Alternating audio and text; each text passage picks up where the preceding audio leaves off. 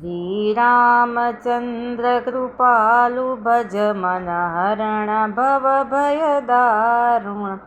नवकंज लोचन कंज मुख कर कंज पद कंजारुणम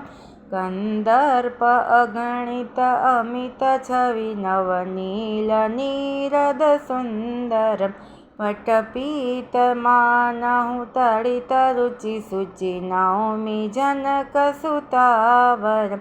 भज दीन बंधु दिनेश दानव दैत्य वंश निकंदनम रघुनंद आनंद कंद कौशल चंद रसरथ नंदनम सिर मुकुट कुंडल तिलक चारु उदार अंग विभूषण आज्ञान भुज सर चाप सर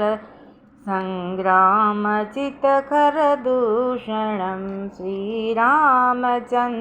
कृपालु भज मन हरण भव दारुणम इति वदति तुलसीदास शंकर शेष मुनिवर रंजन मम हृदय कुंज निवास कुरु कामादिखलदल गंजनम श्रीरामचंद्र कृपालु भज मन हरण भव भयदारुणम। बोलो जय श्री राम।